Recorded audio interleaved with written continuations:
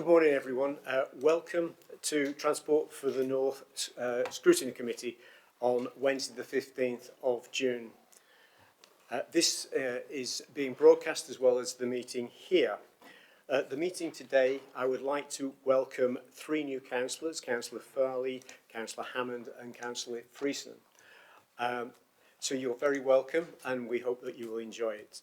The running order for today's meeting will be that we will take a break after about 50 minutes, having taken in the first item of budget and business plan. And then the second half will be the strategic transport plan. The break will be roughly 10 to 15 minutes, and I would ask that we all come back fairly promptly so that we can end the meeting at 1 o'clock today. So I'd like to ask if there are any apologies, please. Yes, Chair, we've received apologies from Councillor Cushik, Councillor Johnson and Councillor Wearmouth. Thank you, Gary. Are there any declarations of interest at all? No, I don't think we can. I don't think we've got any declarations of interest, Gary. Thank you. I would like us to approve the minutes of the previous meeting. I've read the minutes and I'm satisfied, but I would like a proposer and a seconder, please. Chair, okay. I've got one correction. Okay, please. So the second one, I'm fairly sure I did send apologies that for the online freight strategy meeting, and I said, in fact, I may even have said at the foregoing meeting that I wasn't able to take part in that. Okay, well, we'll add your apologies to that. Yeah, thank you. Thank you, Councillor Hughes. So, happy to propose the minutes. thank you very much. And a seconder, please. Thank you very much, Councillor Fountain. So, without any further ado, I will hand over to Martin Tugwell and Paul Kelly to review and present the budget and business plan for the coming year. Thank you. Thank you very much, Chair. Thank you, members of the committee. It's great to be with you today. What I propose to do is I'll take you through the presentation that formed the background paper for this item and just go into a bit of detail in that. And then at the end of that, after I've done that bit, I'll invite my colleague Paul just to take you through a high-level overview of the numbers, because I think that will kind of act as quite a neat summary for what we're taking forward. And if I might, Chair, as well, can I just start off by saying this is quite an unusual year. I think as we talked before the meeting, we had the funding settlement quite late. We needed to obviously understand the implications of that, and we've actually had to go through quite a change process. We're still going through that change process. So that means we're coming to you at probably quite a late stage. Ordinarily, we would talk and work through with you as a scrutiny committee before going to the board prior to the start of the financial year. So partly an apology on my part, we're doing it at this stage, but also I hope the committee can understand why we're doing it in this way. I would suggest I go through the presentation and then pick up any points after I go through it, rather than picking up if that's okay. So, if we go on to the next slide, what I wanted to start off by just emphasising was fundamentally there is no change in TfN's status as a statutory subnational transport body.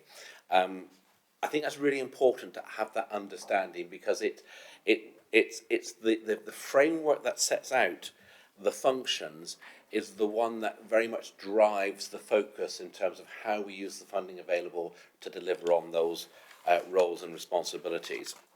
Hopefully members of the committee are comfortable with responsibilities, but they are quite wide-ranging and they are there for us to take forward as TfN. If we then go on to the need for change, and Chair, what I wanted to kind of flag up was there's really kind of three drivers here.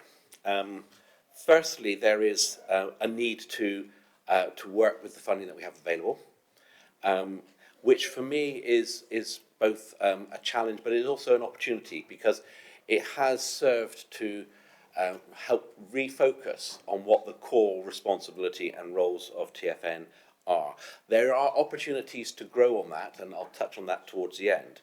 But that ability to focus on what is really at the core of it, I think, is actually helpful. There's a need for us to take into account the change in our status in regards to Northern Powerhouse Rail. So we were previously, until the beginning of April, co-client with the Department for Transport. Members of the committee will be aware from the 1st of April we have been co-sponsor. And that does change the dynamics. It changes TfN as an organisation. So we're a simpler organisation moving forward, still quite influential in terms of our role, but we are a simpler, smaller organisation. And again, that's something we need to take into account. And the third thing I wanted to pick up was really, since TfN was formally established in 2018, we've obviously seen a programme of devolution with the emergence of the Metropolitan Combined Authorities and the Metro Mayors. And so actually this is an opportunity just to reflect upon making sure we've got that relationship between our partners and TfN right. And of course, in a couple of parts of the region, we've got the establishment of new unitary authorities, which again will provide a slightly different dynamic. So it's an opportunity to also kind of just make sure we are focused in that way. For me, if I'm asked about what is the added value of working at a regional level, I've had this view for some time now.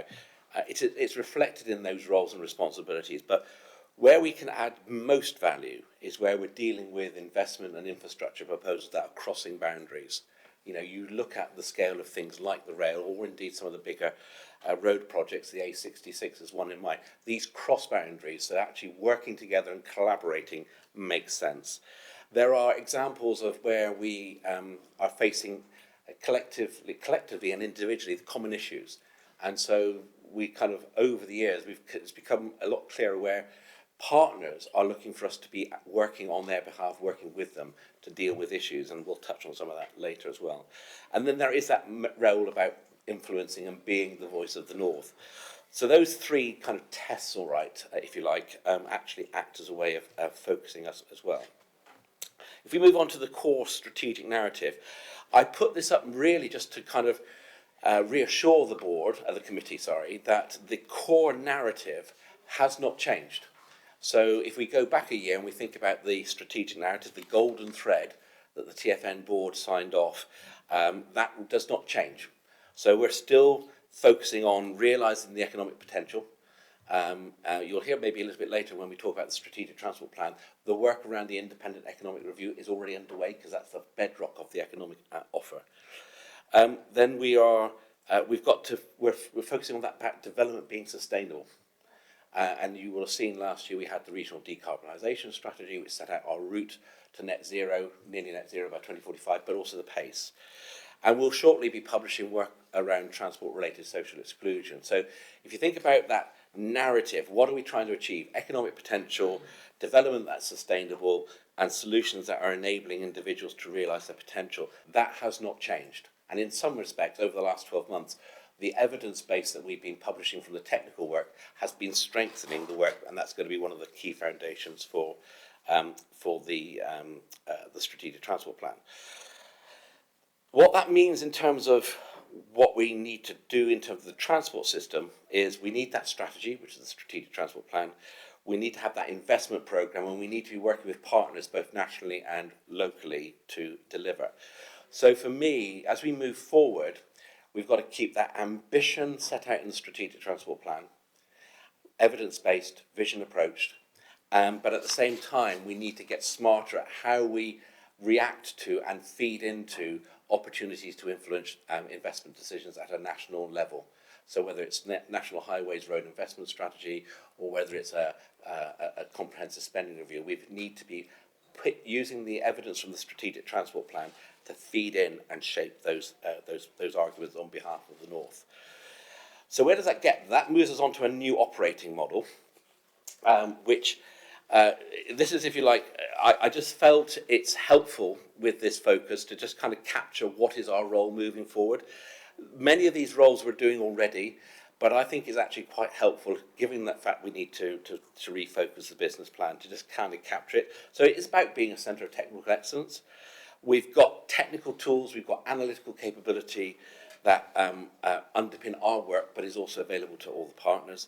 We're that source of trusted information, and increasingly what you'll see is the work that we're developing and the evidence base gets fed into things like the Northern Evidence Hub, So you're not reinventing the wheel each time you want to get a piece of evidence.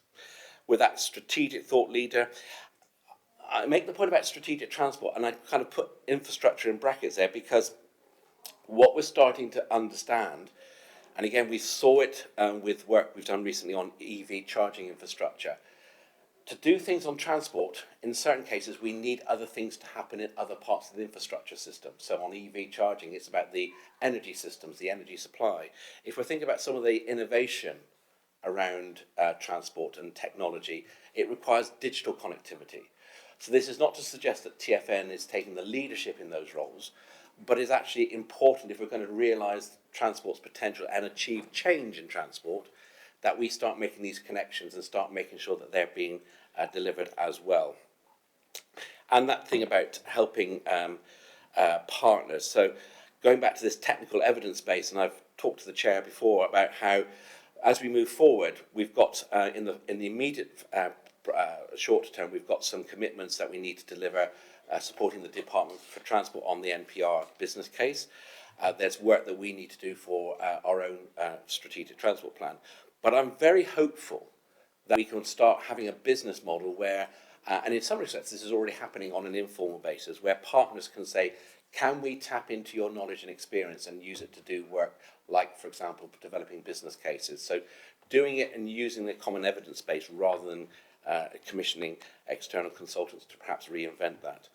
Fundamentally, this is about being a trusted collaborator.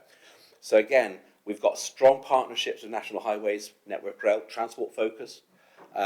We need to use those to our advantage, to actually the advantage of the North, and that's what we'll do moving forward. You'll hear us talk, as we go forward with the strategic transport plan, very much more about being user-centred, so thinking about what does it mean for people, about being place-based, because these things come together in a place, whether it's a city, town or village, and it's about being outcome-focused. We're in a changing world, and actually we need to change the transport system as well, so being outcome-focused is really quite core there. So just a few guiding principles as we've gone through on the business plan. As I've kind of touched off on the start, we're focusing on the core roles and responsibilities. We're prioritising retaining and building on the investment made in our technical capability and capacity. So that skill set, not just within TAME, but more generally within the strategy teams, within the rail teams, within the major roads teams, looking to retain that and build on that wherever we possibly can. By focusing on that, it means that we will reduce the need to externally commission. We won't remove it completely, because there will be some aspects of our work where we'll need to commission specialist advice, and indeed some aspects where we will want that independence of a commission to work. And I was thinking an example about the environmental impact assessment, for example. It needs to be independent of us. So we will. It doesn't mean to say we won't be commissioning external resources. It's just that we will use less because we're retaining knowledge and capability within the core team. I just want to kind of sort of re-emphasise this point about we're not losing that voice of the North point. We've got the strategic transport plan. It's a really powerful document. It's one that we need to harness, and we need to keep making the case for investment in the North to the benefit of the communities and the businesses. So the targeting of our messaging is going to be very much around that, making sure that the case for the North continues to be made. Just to kind of quickly catch up on some of the business steps we've taken so far, just to emphasise this point that we're positioning this as a first year of a 3-year business planning cycle. Now, that requires us to take some reasonable planning assumptions about the future. We can do that because we know that the Department for Transport is funded for 3 years to support STBs nationally. We know that the department understands we are a statutory body, therefore they have a commitment to fund us. And so in terms of planning for the future, we've made some reasonable planning assumptions about the level of funding we might receive in second and third years. We've also been doing a series of work internally, looking at what we had previously, checking and challenging. I've been through quite a series of processes with my directors to understand what is it that really is the core responsibilities and the core role, And in some instances, that's identified that there's an opportunity to simplify the business plan because of duplication being taken out. What we have done as part of this, and because we've had to work at pace, I've been keeping the main board cited on the key priorities and the key deliverables. And I had a conversation with board members at the end of April following those initial conversations around the business planning. That's allowing myself and the team to complete the business planning and the budget for presentation at the board on the 30th of June. If I might then just move on to some slides, just summarising some of the key priorities and deliverables. The first slide, which is around sort of the main focus around the strategic transport plan, there's a lot of work in here, and I won't steal either Tim or Lucy's thunder by going into great detail, but just to say this is really number one for us in terms of what are we got to do. We need to get that transport plan updated, we need to review it, we need to take account of changes that have happened in the economy post-pandemic. We need to think about some of the evidence base that we've collected, and we need to make sure that we take that through into the future. We need to think about some of the implications of some of the longer term changes that are coming. For example, we talk about decarbonising, we talk about electrification of the transport system. So we need to start thinking about what does that mean in terms of revenue raised by vehicle excise duty and tax on vehicles, because those are what informs and drives investment in the road network, and there's change coming. We move on to the second one. I'm not going to go into great detail on all these because you've got them in for you, but also there's a lot of work behind the scenes. But if I just pick up one as an example of how we can harness the capability and the status of TfN on the alternative fuels line there, we recently secured funding from Ofgem and UKRI to help with actually taking some of that work forward. So this leverage we've got as TfN, as a statutory body, to work with other partners is really important. If we move on to the third slide of the priorities and deliverables, there's a lot of work here where I talked earlier about the change from co-client to co-sponsor. So there is now the co-sponsor board, which is set up between ourselves and DFT. We've had the first meeting. There will be at least 4 meetings of that board every year. But it's not just those 4 meetings. There's the individual programmes. So there's a programme board for Transpennine Upgrade. There'll be a board for East Coast Main Line. And we as TfN will have a key role working with the department in that. And indeed, going back to why I can take some comfort, if you like, in talking about the longer term planning assumptions, the working arrangements and the working agreements that were now in place around the co-sponsor board actually are looking at the longer term. So this is something that's not going to be just for the year. Sometimes we often forget to talk enough about highways, because highways are the lifeblood of the transport system, and there's some key parts of the national strategies being done at the moment, and we need to make sure that we, through TfN, are working with National Highways to shape those, as well as helping our partners deliver the major road network schemes that we've already got. The fourth and final slide around priorities and deliverables. Again, there's quite a lot in here, Chair, in terms of detail, but I think for me, the work we're doing through the Rail North Partnership, which in the transition to GBR, we're being very clear that the statutory roles that TfN have is a starting point. We don't want to see a diminution of devolution that we already have through the Rail North Partnership and a recognition of our status as a statutory body. But it kind of illustrates the importance of working both tactically in the short term while retaining the long-term ambition. So we need to make sure that through the Rail North Partnership, we're working with the operators on business planning, getting the best out of the funding that we've got, but never losing that longer-term ambition. So yes, supporting and wanting to get the commitments delivered through the IRP, but not forgetting there's still unresolved questions in terms of access to Hull, looking at my colleague from Hull, but also Leeds, some of the issues between Sheffield and Leeds. So there are some unanswered questions which are part of the board's proposition. And we need to keep that longer term ambition and feeding into the discussions nationally and through the work of the co-sponsor board. So there's a lot there, and you'll say you'll probably start saying to me, well, you talked a lot about this, and you know we've got less money. So if I move on to about developing the offer, what I've done in terms of the business plan and the budget is we've been focusing on what is the core responsibilities. But what is also identified is, if I look back to autumn where we were thinking about the original draft, this is before we understood the funding settlement, there were some aspects of our work there where I wouldn't want to lose it.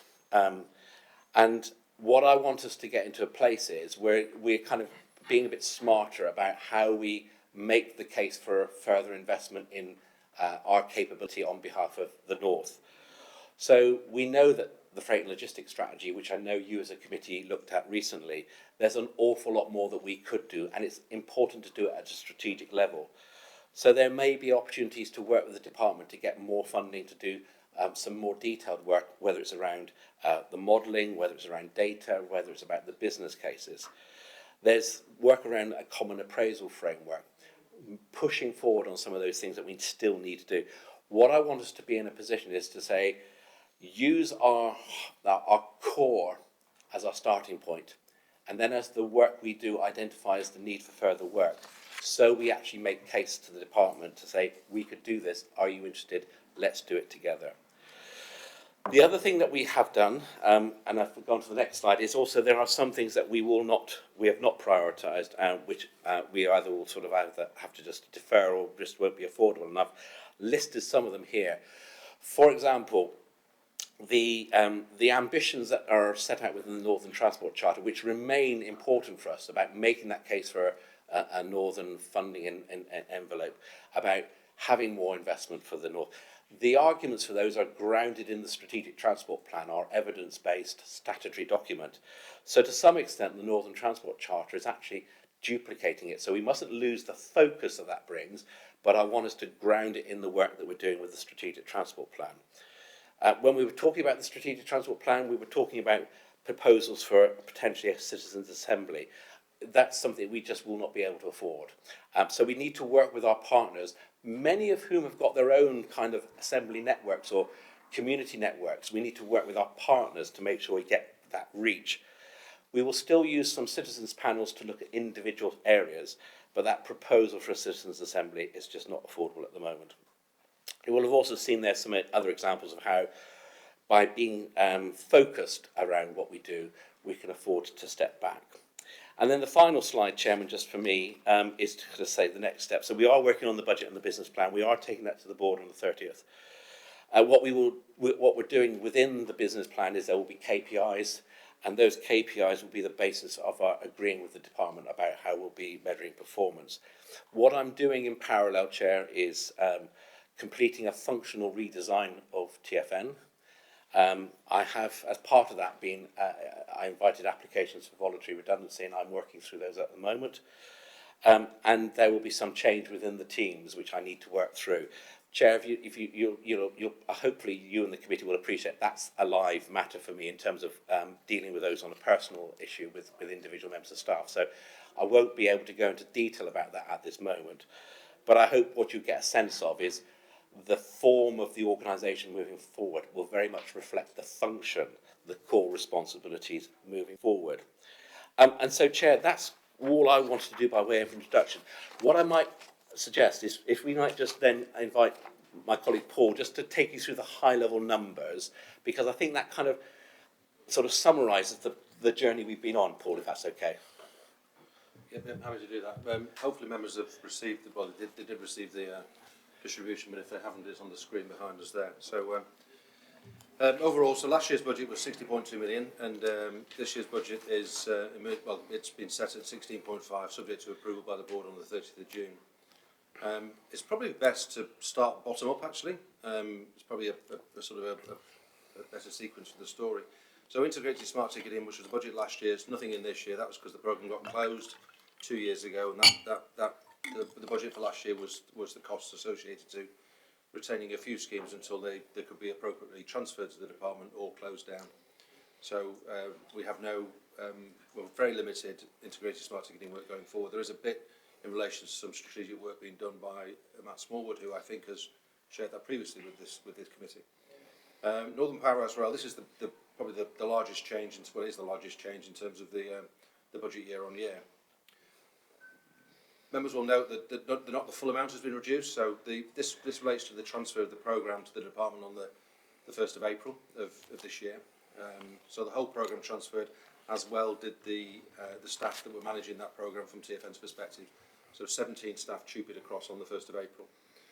There's a residual element of budget maintained for 22-23, which is the analytical work. It's the TEM analytical team which will underpin the modelling work for the department on the MPR programme. So again, that's separately funded in a ring-fenced budget by the budget as part of the funding allocation. There's also a small element of 0.4 million to cover close-down costs associated to contracts that we couldn't close as a consequence of the timing of when we were given the announcement on the funding. So I think it's 0.4 of a million.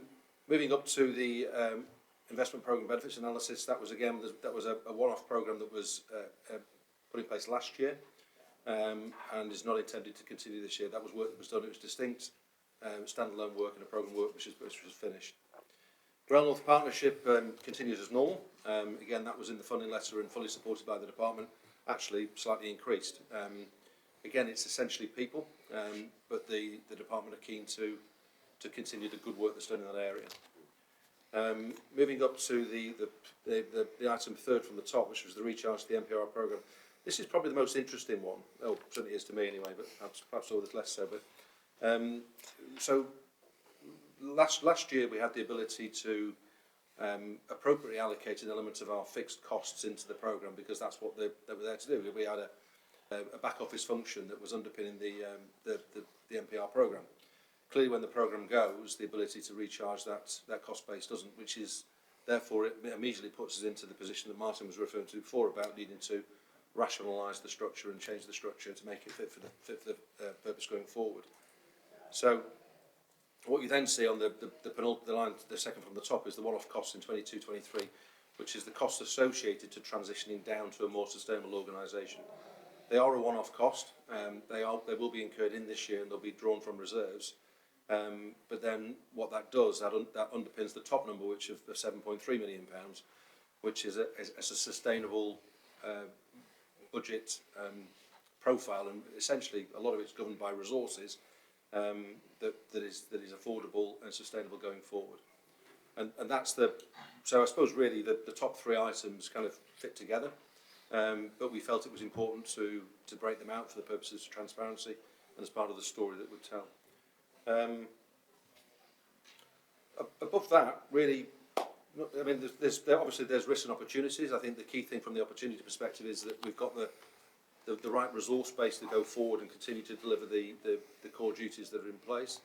And there are some risks. I mean, the risks obviously would be that we've got a firm cost base and a grant funding stream at this stage which is unindexed. So again, that's dialogue that we are intending to have with the department in the autumn around seeing whether we can more closely align the funding allocation to the cost base that we've got, and therefore to mitigate some of those risks going forward.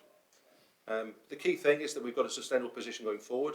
So that's 1 year, but we've also that projects into years 2 and years 3, which are again at this stage they're affordable, and that's the key outcome, is that we've got a sustainable resource going forward, a sustainable structure and affordable budget going forward. Happy to take any questions. Thank you, gentlemen, Martin and Paul. Any questions, please? Councillor Hughes. I have some comments, Chair, but do you want to deal with questions first? Well, are there any technical questions on anything that's been in the report? If not, then please, go on, yes. Councillor Hughes. Yeah, just to clarify then, the level of reserves, to what extent, and obviously we've amended the budget, but to what extent are they now going to be depleted, for example, by paying the one-off costs, to an extent that TFN, on its side, would regard as unsustainable? The one-off costs will be drawn from reserves. It has to be, because there's no other source of funding.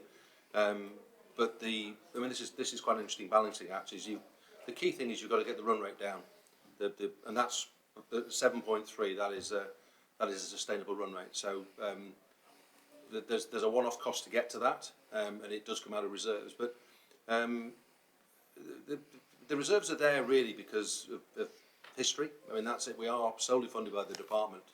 There's an argument for potentially ending up with no reserves, and you would continue to be solely funded by the department. But I think that's probably not, from a standalone entity, probably not sustainable, because there will be financial shock at times. One question, Chair, is have we made that clear to the department that we wouldn't put it in these terms, but we don't like being part of a sort of cat and mouse game in which we're not entitled to have the level of reserves we feel we need, and therefore we're wholly whatever we do is wholly at the behest of ad hoc funding from the department. I mean, obviously one has to put this diplomatically, but I think members would probably share that. A minimum reserve position, and that's being maintained over a 3-year window. So taking this year into account, next year and the year after, we're projecting to have the minimum reserve in place at the end of that 3-year window.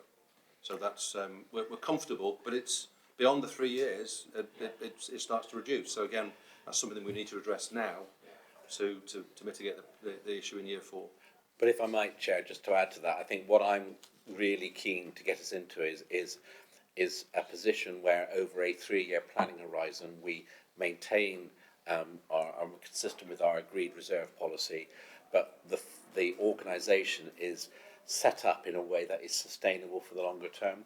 There will be a need, as all STBs across the country, as part of a future spending review, probably in about 18 months' time to 2 years, we'll need to start thinking about that. I think what I would want to reassure this committee about is, I think the exercise and the process that we've been through together as a team, we are comfortable that we will have that sufficient level of reserves to accommodate any sort of unknown or unexpected shocks into the system. But then there is what we are demonstrating to the department is that we're being responsible in terms of how we're planning, what the level of resource we're using, and how we are deploying that. So if there was a concern on government's part that we were inadvertently building up a reserve, we can demonstrate, no, we've got just the minimum we need. That was a comment that the department did make in the past. Thank you, Councillor. It's Councillor Salt. Thank you, Chairman. I've got a slightly, I suppose, interesting question. In terms of the budgeting, it strikes me that clearly the resources that we have is substantially reduced. At the same time, some of the work that was being done under Transport for the North has been shifted into the Department for Transport. So my question really is, what's the equivalent of the budget we would have had last year if we'd had the responsibilities that we have this year? In the sense that the variance of losing £43.7 million is substantial, but at the same time, if we're doing less work, or at least it's being done elsewhere, then of course you would have a drop in budget. So really I want to know, what is the effective sort of loss in resources for having the same sort of responsibilities? Is there any way that it would be possible to sort of tease that out?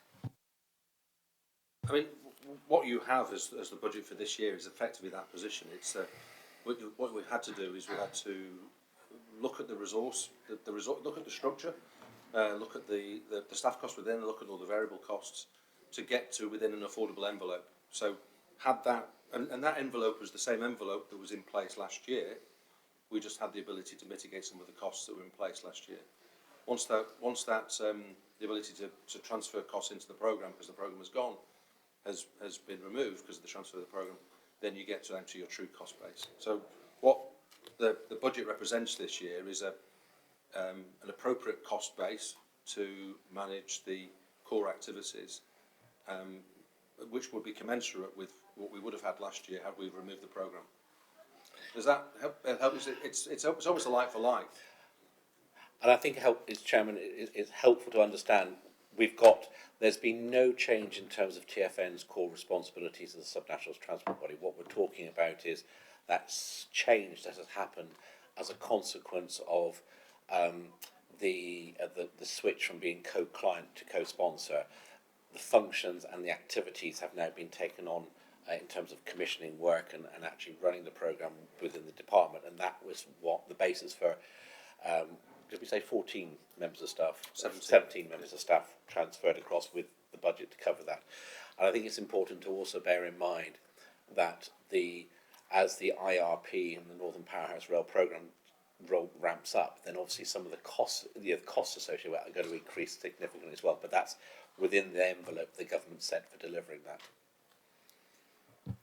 Yeah, I mean, what I'd say is I'm thankful for that, and yes, I think that's helpful. I mean, clearly this is to a certain extent an exercise of rationalisation, and I'm quite happy with I think everything that we've heard today in that sense. I'm still not, I suppose, 100% clear on exactly what the full ramifications of the loss of resources is for us, and I'm quite happy with the approach, the mentality that's been taken of saying, look, we need to identify what's most important, and that is all to the good. I still feel that to a certain extent there's a slightly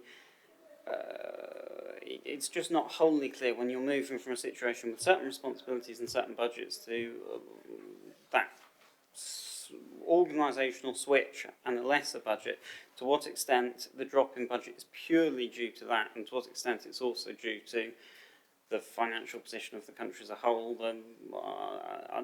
perhaps a different attitude within government towards transport for the North now, and that's sort of what I was interested in, but I accept maybe that's a bit too much to tease out today. If I might, Chair, I think the easiest way to perhaps kind of try to summarise is, if you look at the funding letter that we received from the department, that's where it sets out the core funding grant, and if you compare that figure, it will show that there's a slight increase compared with the year before. What you will also see in that funding letter is a recognition from the department that although we are no longer co-client, as co-sponsor, there were some additional functions that we need to do. So there was a notional allowance identified within that funding letter for that co-sponsorship. I think the challenge, Chair and colleagues, with doing a like-for-like correspondence is there was a certain programme of activity and resources that we were co-clienting in 21-22. It's not that programme has actually started to increase as we move into delivery. So it's kind of hard to say what would have been for us, because we're not running that programme, that's within the department. But I think if you're looking for the implications for TfN, look at the funding letter, which kind of sets it out. I might just make the observation, Chair, as well. The 7 STBs recently held an inaugural conference at which we had the benefit of Andrew Stevenson MP making an address to the collection. And there was about over 400 people there at the conference, and it was very reassuring to hear the Minister speak at that conference to say how important the ministerial team placed the roles of STBs, how they value the contribution that the STBs, including TfN, make, and actually how they're looking to draw on the collected knowledge and experience of the STBs to help them in their work. So I think I just take the Minister at face value in his speech in that conference as saying STBs are seen very much as being an important part of the architecture. I think what, for me, this process with the business plan and the budget is, it's allowed us to be really clear where we add value, and it makes us really clear where we're complementing, not duplicating with our partners, or indeed with the department. So I think it's a really, in some ways, it's been a really helpful exercise to be focusing on things. Councillor Jones, please. Yeah, I I think on this issue, if you sat in a room of any organisation and said, by the way, your budget was 60 million and now it's 16, then I think you'd be quite shocked, wouldn't you? And say, well, where does that leave us? I mean, you know, and if you read the Hansard debate, and I would say to members, if you've not read it, you should read it, because I'm not talking party politics now. I'm just telling you that members of Parliament have decided, the government have centralised the decision making, which is why they've taken 17 staff and all that money, when they were talking at the same time about levelling up for the North and all the rest of it, kind of thing. So, however you look at it, it's a major problem for transport for the North. The next question is, will MPs or ministers have any confidence in us? Now, I accept what you've said, what Anthony Stevenson said at that conference you were at, but it was him who made this decision that we're now faced with. And you know as well as I do, it weakens the organisation massively if the government of the day says, well, we're taking 2/3 of your budget away and we're taking the responsibility away as well, then it's centralising the decision making and it's cutting us out, really. Now, I know Anthony Stevenson in that Hansard discussion tried to make it clear what our statutory role was. That wouldn't change. And that things we're doing, I'm quite pleased with, you know, in terms of the planning process and the... But as an organisation, I don't know what you do, but we are a political organisation, not party political, but we're political. Without the government, we don't exist. We can't do anything. And because that's a major blow, you know, the budget, we should be now looking to members of Parliament and others to say, this is our role, it's an important role, and we need your support. If we don't do, like we've got 3-party political conferences coming up, you know, later this year, TFN should be there at all of them, saying, you know, we've got a strategy for the North, which is good, and we want to promote it, and we want to get members of Parliament and members of the major political parties involved in this, because we're going to have to fight for our survival, aren't we? Otherwise, in 12 months' time, the minister might be getting up and saying something different again. So, you know, we're going to have to battle on this one.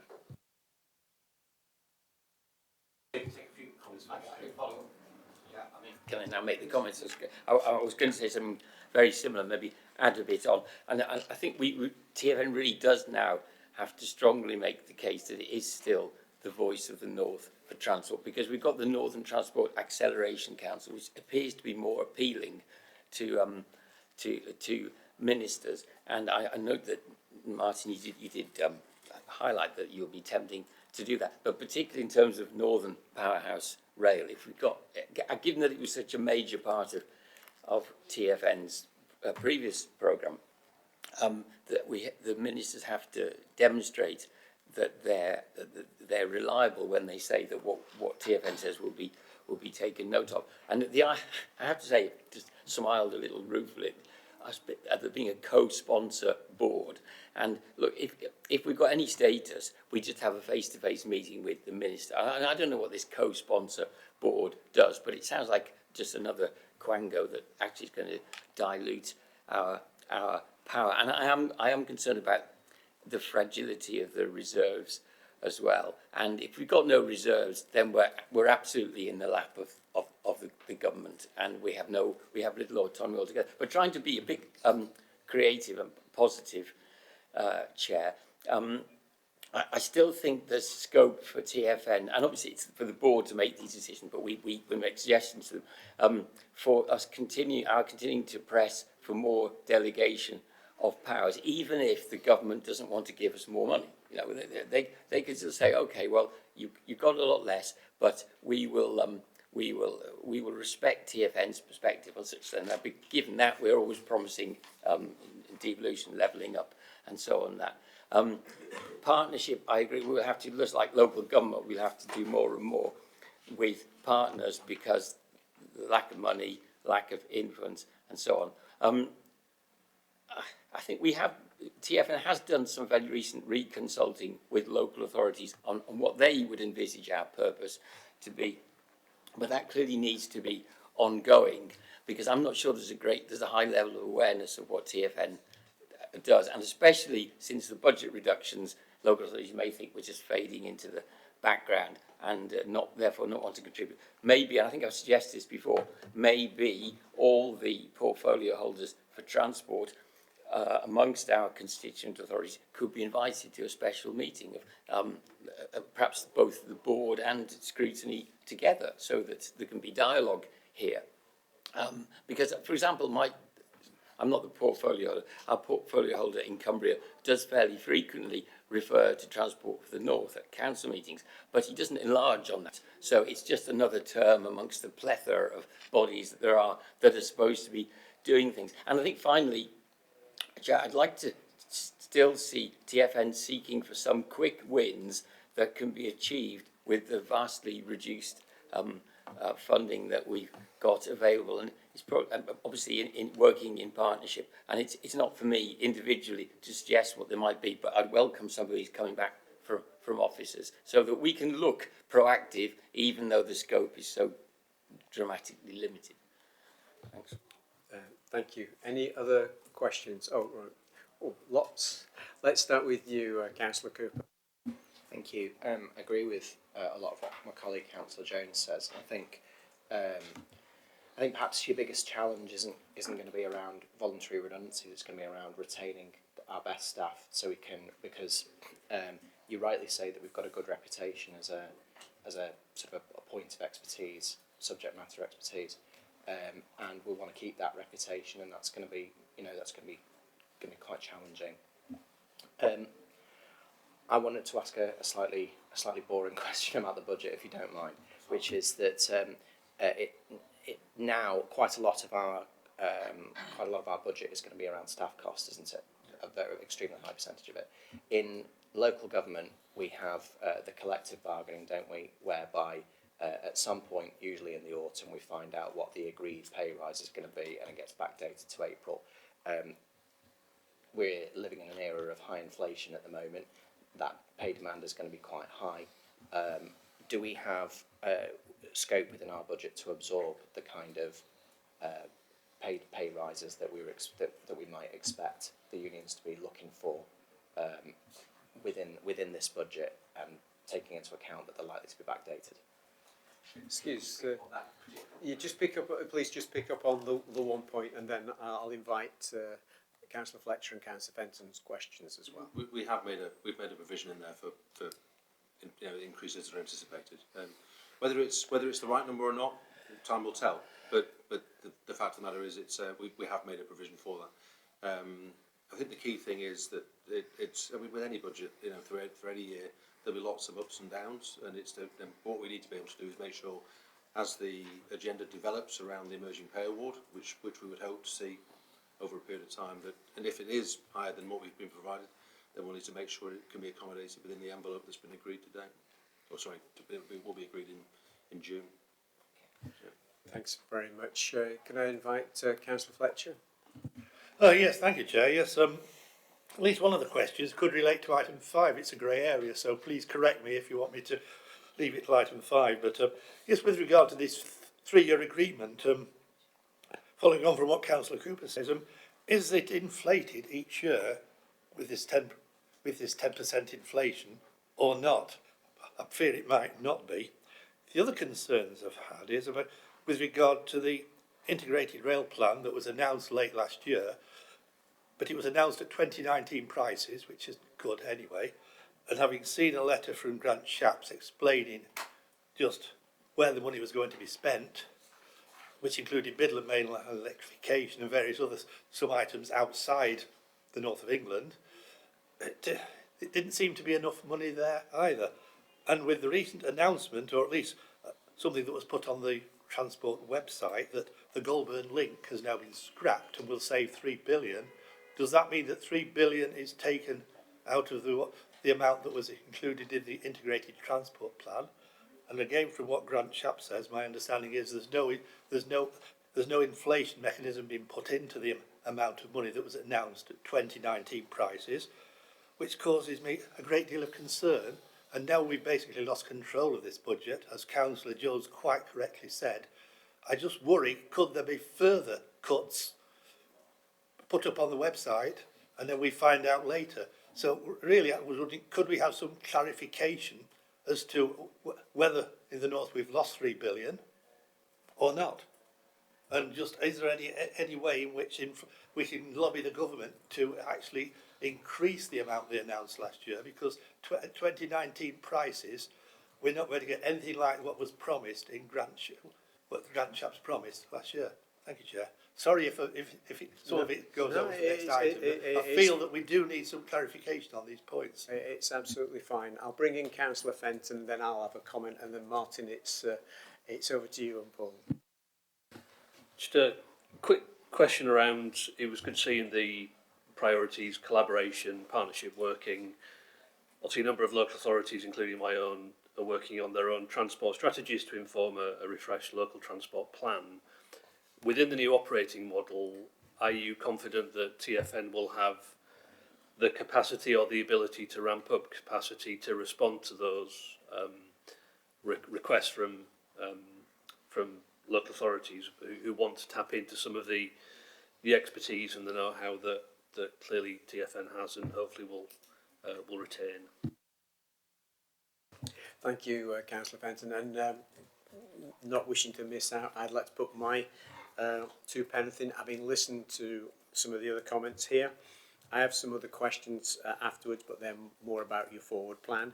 But in terms of the concerns that have been raised around the table, in regards of the effectiveness, the value, how much money we really have in terms of, because inflation is a lot greater than people anticipated.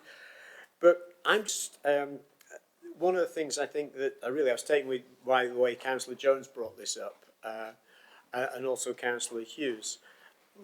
I just wonder if there's room that in effect, that when we leave these meetings, that there is actually a communication, that we almost create a standard communication that we as councillors take back to our council, which isn't just, which is an update on information, but also a thing that says, hey, Transport for the North is here and it's important you engage with it because of the following factors. And maybe there's one that goes out with the individual summarising what the board does. And effectively that then gets circulated and we create an effective communication process, because I do think that TfN in some ways is seen as a separate item rather than an integrated item into the prosperity going forward of the North, and particularly the levelling up. And my final point that sort of tries to amplify this is there was a comment about devolution. And my own authority is looking to go for devolution 20, and in fact it might be a joining of Councillor Fenton and myself, but we're 2024 for sort of a North, I don't know what they call it, a North Yorkshire combined authority, and there's already considerable, and Greater Manchester is considered an innovation accelerator for combined authorities. But one of the things that's in the objectives of combined authorities is actually that all of the combined authorities will have London powers by 2030. And this borders on the comments that have been made, plus the other side of this is, have we accommodated the Transport for the North plan that says, actually, because it actually says we all have to have effectively a Transport for the North, or a Transport for your own combined authority that looks something like the Transport for London. So has that been accommodated? But my key point is it's about communication and how do we help make sure that Transport for the North is a key element of the levelling up process, which we all believe it has to be, and passionately at that. Thank you. If I kind of pick up on a number of points that have been made there. First of all, and just to kind of re-emphasise the point that I made in response to the question about comparing where we are now with where we were last year. If you look at the funding letter, in terms of the core grant, then there is a slight increase. I've set out in what we're presenting to the board around the business plan and the budget, my priority is to be retaining that technical capability and resource, which actually is the foundation for arguing as to why there's a need for further investment in the north. For example, there's a debate at the moment, understandably, about the need to see recovery in the rail industry. We've been very clear in all of the work we've been doing as TFN to get that message out as loud as we possibly can, that the recovery in the north has been faster and stronger than anywhere else in the country. And indeed, if you look at the long-term ambition in the rail decarbonisation strategy, we've actually got to grow the railway significantly. So that's why the importance about the ambition, retaining that ambition, retaining that strategic transport plan, and the fact that we retain that statutory role as the subnational transport body are really important. All of that is why the technical capability is really important. But it's really important we use that evidence to make the argument on behalf of the North. And so, picking up on Councillor Jones's point, yes, we will look to be still at the party conferences because that is important. Your point, Councillor, about getting the basic message on behalf of the North into all the partners, into all the parties, absolutely agree with you on that. And that's why communications will continue to be important. That's why the work we do through the all-party parliamentary group, the work we do supporting the MPs, will continue to be really important moving forward, because that's about the messaging and equipping them to be battling on behalf of their constituents and on behalf of the North. I kind of do want to make the point, though, that there's a kind of conversation around our role as the subnational transport body and the role that we were doing as the co-client. And so when you're looking at the numbers, we do need to bear in mind that that co-client role has been moved across. It's actually been moved across because, in part, the programme is ramping up. The amount of money being spent on starting to deliver that is increasing significantly. There's a choice that the government had to make. I'm not sure that necessarily TFN would have been the right vehicle for trying to deliver that investment. We're talking about a multi-billion pound project, and I'm not sure that necessarily TFN is arguably the best place. People like Network Rail and HS2 are better placed to manage that. But the co-sponsor role is really important, and it's really important in the agreement, a recognition by the department that yes, we have to work together, and we will work together, and we will make sure that the North's views are fed into that process. But we still retain the right as TFN to make our formal position known as the statutory body. So if there are issues where we are in disagreement with the department, and I hope there aren't, but there may be, we are not in any way fettered as the subnational transport body from saying this is not good enough on behalf of the North.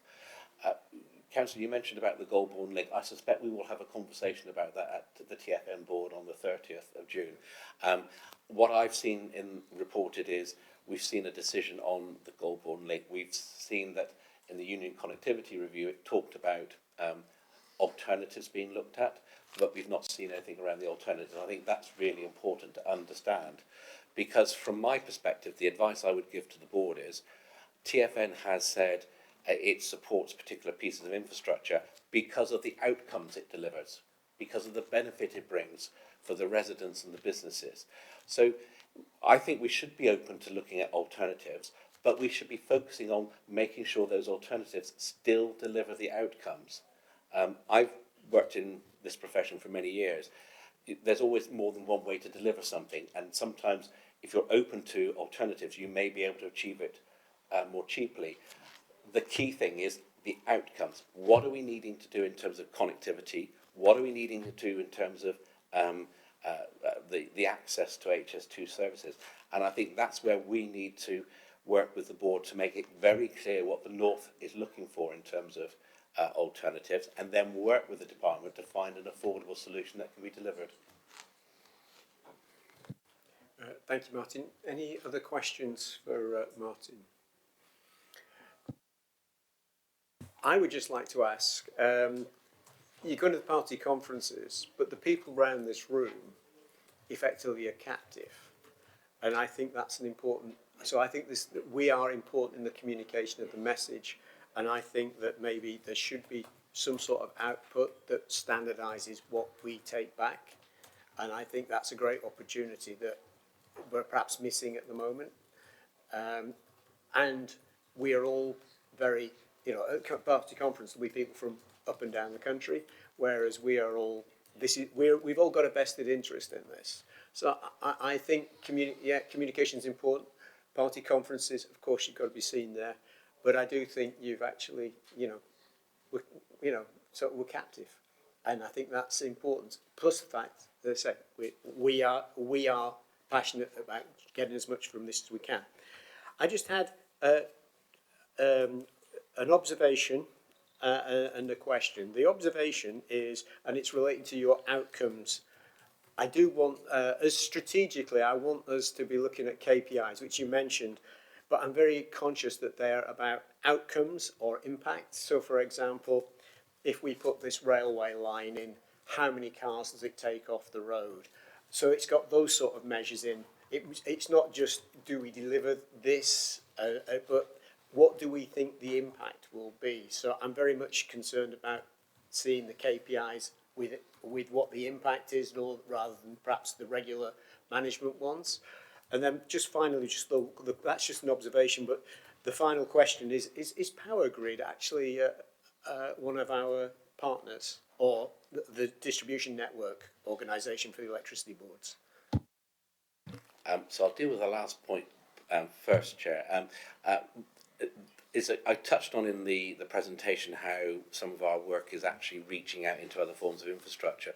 The work we've done on EV charging infrastructure is a really good example. So as part of the regional group that steered that work, not only have we had local partners and National Highways, we've had the National Grid, Energy Savings Trust, and indeed the DNOs, so the distribution networks. That is a really powerful group, and no other region has kind of worked in that way. I have to say, when we've been sharing that information, because it's information that we want to be making available to partners, so that when they're looking to bid to government for funding, they've got that common evidence base. When we've been sharing and showcasing it to the department, I kid you not, the kind of the feedback we've had from some of the analysts is that we've been blowing their minds away with the level of detail and the information that we've been able to get. So I think that's a long way of saying, yes, we are involved in this conversation. We can build upon those, because I think that's again about the leadership. And it kind of just triggered in my mind. I can't remember who it was that, I think it was maybe yourself, Sarah, talked about have we got that capability to ramp up and support partners. That is a role that, again, the department have set out in their funding letter about their desire for us to be supporting partners. We can do so much at the moment with the resources. If I'm honest, based upon some of the initial reaction from the EV charging infrastructure, we probably need more resource to be able to meet that need. But that's a conversation I want to have with the department based upon understanding the need and then understanding how we manage it. If I might, Chair, I just want to kind of maybe manage your expectations around KPIs. I think we need to distinguish between KPIs associated with individual schemes and what are associated with us as a strategic transport body, and they will be different. And I think it would be we just need to be careful that we don't try to use KPIs for a strategic body, which are probably more appropriately dealt with by at either a project level or within a local authority area. I think there's some work we're doing around monitoring and evaluation at the moment, which I think will help us with this, because I think it will become clear. If I think about it from a genuinely strategic perspective, we've got the work on the decarbonisation strategy, so we know how we need to get there. We know what the trajectories are. We should be monitoring against the regional performance, and we then should be kind of working with the partners to say, well, what does this mean on a yearly or a biannual basis? I think that's where we can then I can see Lucy is nodding a bit behind, because I think this will probably start coming into a bit of the conversation around the strategic transport plan as we move forward. Thank you. If there are no other questions, I'd like us to sort of take a short recess. If we're all back at the tables for 12:20, that would be perfect. Thank you.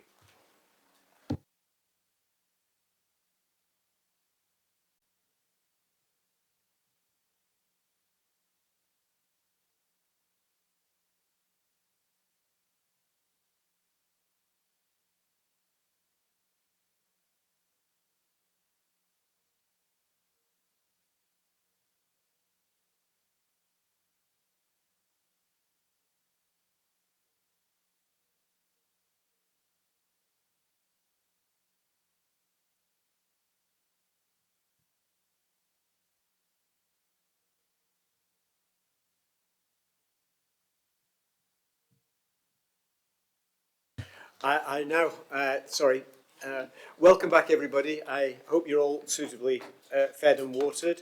We now move on to the Strategic Transport Plan development, which Lucy Jacks is going to present for us. Over to you, Lucy. Thank you. Thank you. Okay, good morning, Scrutiny Committee. So I'm here today to talk you through our proposed recommendations for the structure for STP2 and also the principles for drafting that we will use to kind of shape our work going forward over the next kind of 18 months.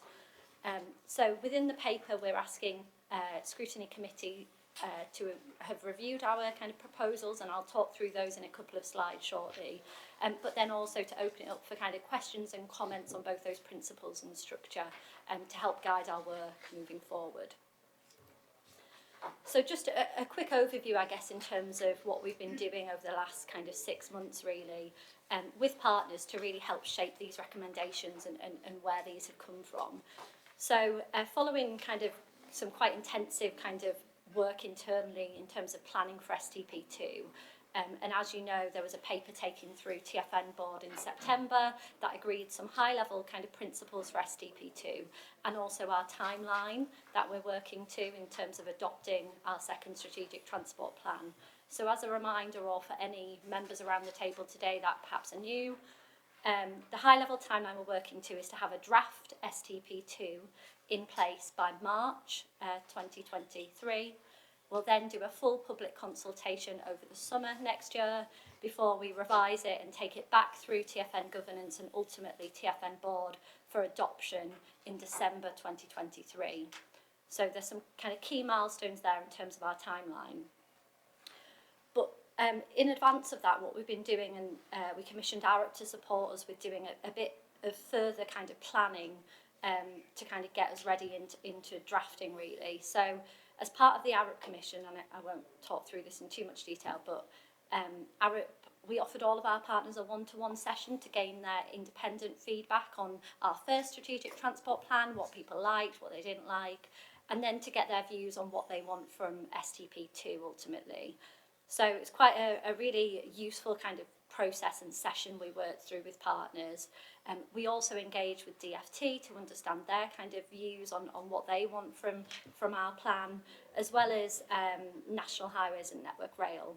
So it's quite an extensive kind of engagement process, and ultimately all of that feedback that we received have shaped these recommendations we're bringing to you today.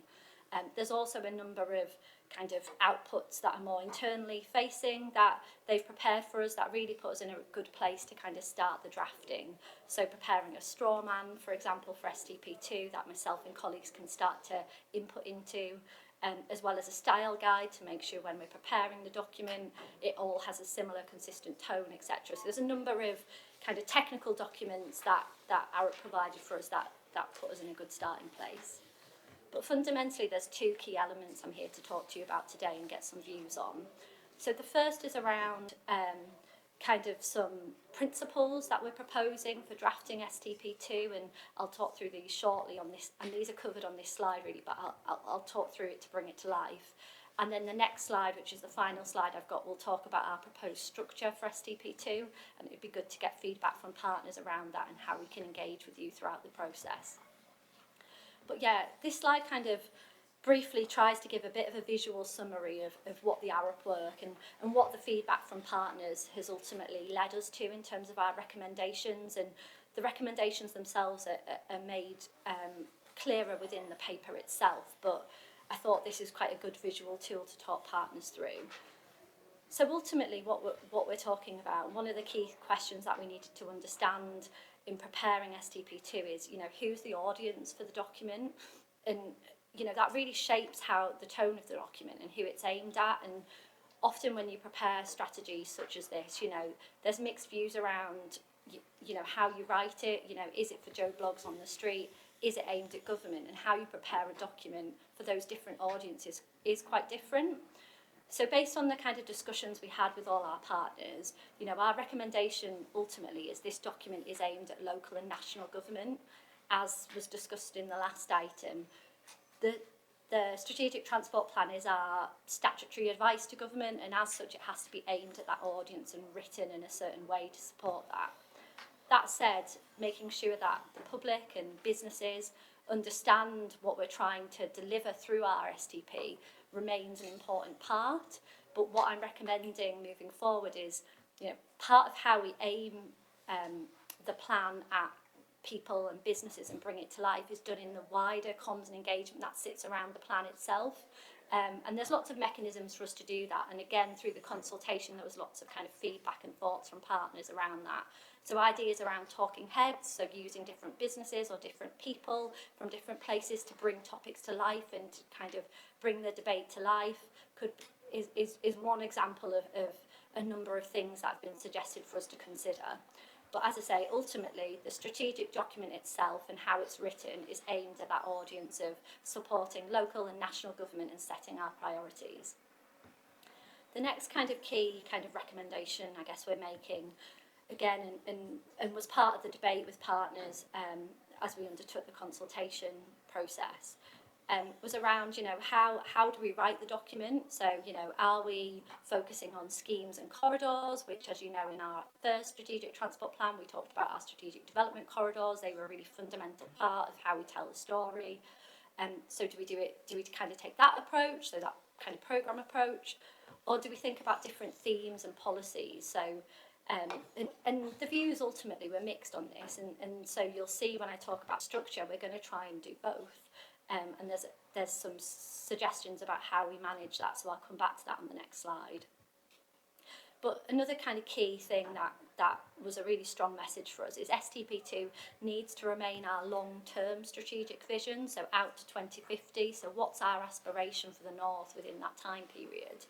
But equally, we also need to now really focus on the short to medium term priorities in terms of delivery and making sure that across the North we have agreed kind of priorities that we can put forward to government and make sure that we're influencing in the most appropriate way at the right time. So as partners will know, we're currently doing work to influence National Highways on their third road investment programme. Similarly, we're working closely, our strategic rail team are working closely with Great British Railways, who are developing their whole industry strategic plan. So again, there's some key pieces that we're having to influence in terms of short to medium term priorities, and that will remain. So STP2 will remain that long-term strategic vision, but then also what needs to be true in the short to medium term to start delivering on that. Equally, another kind of key thing that we discussed with partners and sought views around was a really, really strong message from partners actually, is around making sure that STP2 is place-based. So as you'll all be aware, to date with how we've developed our policies, it's been very thematic. So we've done work on decarbonisation, electric vehicles, active travel, etc. And to an extent, in terms of developing policy, that makes sense because it's about understanding that issue for the whole of the North, what the challenges are, what's our role. But moving forward, what we do have to do, and what was a strong message from partners over the next few months, getting ready for STP2, is to then think about what needs to be true for different types of places to deliver our vision. So thinking about those individual work streams, those individual policy themes, but then how ultimately do we bring those together and what needs to be true to deliver the vision for different places. So that was a really, really strong message from partners, and something when I talk through the structure on the next slide, I hope you hear that we've taken on board and we're keen to engage with partners on throughout the process.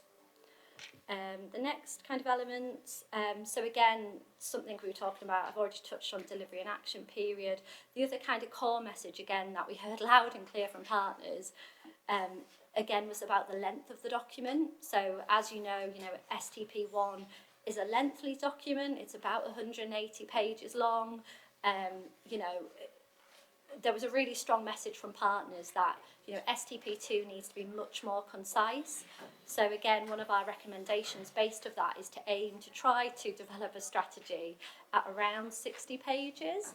That doesn't mean to say that it won't be evidence-led, it certainly will, but I think again, part of this will show the evolution of TFN. So when we did our first STP, a lot of the kind of policy areas or points of the story we were trying to tell, we perhaps didn't have all the evidence in place at that point. So, we perhaps weren't as concise as we could have been.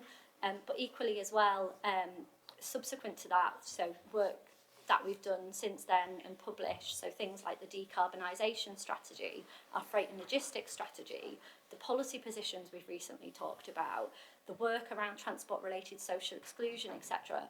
All of those things have really moved us forward in terms of our evidence base, but are also published on our website. So the evidence base is there. What we need to do in STP2 is take out the key messages from all of those work streams and relay that within the core document.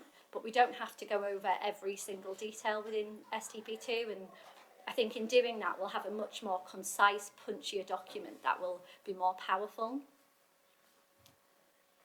So the next thing I just wanted to talk through, so they're kind of the principles, I guess, of what we're recommending for STP2. The final principle that I haven't touched on there was around user-centric as well. So again, that's something kind of within our mantra, based off what partners have said, there's kind of three things we're trying to do with STP2. So we're trying to be outcome-focused, place-based, and user-centric. So when I talk about user-centric, that means kind of two things, really.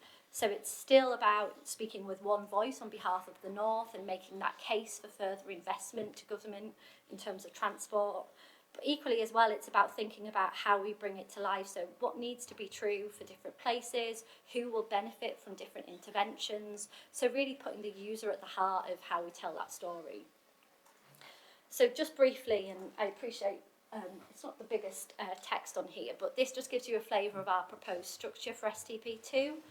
So again, you'll recall from STP1, we kind of had three building blocks or three chapters. We had the why, what and how sections of STP1 that people will be familiar with. What we're proposing for STP2 is to have 4 fundamental chapters or building blocks, and I'll briefly talk those through now and give you a flavour of, I think, where things might feel a bit different this time around. So the first building block is what we're calling the case, and this is us setting out the case for change. And fundamentally, this is the same as our original why section in STP1. The story we might want to tell might be slightly different, but the chapter itself is trying to have the same purpose. So it's bringing all of our evidence together. It's outlining kind of the current challenges on the transport network and why we need to see change. So ultimately, that chapter will feel not familiar to people. But the chapters that will feel slightly different are the next 3. So building block 2 is what we're setting out as the vision. And again, within STP1, we had an agreed vision, we had our agreed objectives. But what we are hoping to do as part of STP2, working with partners over the summer and into the autumn, is to really make the objectives in STP2 more specific, so more to making sure we're outcome focused. So to do that, we need to understand what are the outcomes the North want to see, our board want to see, and then how do we deliver those. So we're planning to undertake a piece of work over the summer into the autumn, working with partners to look at our STP objectives and vision. We need to test, is that still right? How has that moved on? But equally, even if we think fundamentally the original vision and objectives remain, how do we make those objectives smart objectives? So how do we make them specific, measurable, accountable, realistic, timely? And that will take a bit of process working that through. For each of those, there's options that we need to discuss and decide upon with our partners. as we work through this process, to really consider, you know, can we set specific targets against those objectives? Is there agreed end states or trajectories, or what's the direction of travel we need to move in? And making all of that specific, I think, really plays into what the Chair was saying in the last item, actually, around how we, you know, move into more specific KPIs and what's TFN's role versus what's the kind of wider strategic aspiration for the North in terms of transport. So we're hoping to kind of engage partners through some workshops on all of that over the summer, and would welcome some thoughts today on perhaps how you guys could get involved, or any thoughts on where you've done that yourselves. Building block 3, again, this feels slightly different. So ultimately this was part of our original what section in STP1. But again, having listened to the feedback from partners, what we're proposing feels slightly different this time around, and it's worth me just kind of touching on that. So we're kind of proposing 2 elements to this chapter, really, in terms of how we'll draft it. So the first element you'll be familiar with, and is very much kind of framed around how we talked about it in STP1. So, you know, what's the need for, you know, pan-northern connectivity across the north? So, you know, the strategic development corridors that we had in STC1 help tell that story. Equally, thinking multimodally as well will be really critical here. So, you know, how those things come together. But the bit that will feel a bit different this time around, and again, we'll be looking to do some quite detailed engagement with partners over the summer and into the autumn to shape this, is thinking about, you know, what are the policies for places? So through some previous work we've done with partners as part of our strategic development corridor work, we developed some economic narratives which set out a number of different place typologies in the north. So what we want to do now is to look at those different types of places and think about what needs to be true in terms of transport to deliver the pan-northern vision for those areas. And that will recognise, you know, the pace and scale of change and the interventions needed will vary by different types of geography. So we're really hoping that will help bring this to life to partners so that they can then think about what they need to do within their own local area to deliver. But also, you know, hopefully as we translate this through the comms and engagement to people on the ground, so, you know, what might the future look like within their area, and what are the transport interventions that are needed to deliver that. And then finally, the final building block, and again, in essence, some of this is what we had as our original how section in STP2, but again, we are going further this time and being more ambitious in what we're trying to do here. So ultimately, we're calling this kind of the impact, and part of this will be kind of explaining how we'll measure our impact over time. So there's a number of different tools we've been developing internally, or processes, about how we do things at TFN. So we've been developing a monitoring and evaluation framework and strategy, and we're planning to kind of take recommendations for that through governance in September. We've developed a policy development framework which sets out how we prioritise our own work within TFN. But equally, there's a number of new things within here that we're proposing as part of STP2. So one of those is around maintaining perhaps an annual policy action and implementation plan. So this would be our mechanism to bring the STP to life on an annual basis. So the core document will have a lifespan of 3 years, 5 years, whatever the board kind of deem appropriate.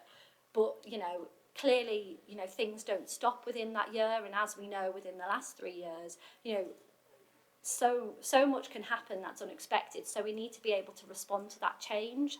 So the action and implementation plan would enable us to do that.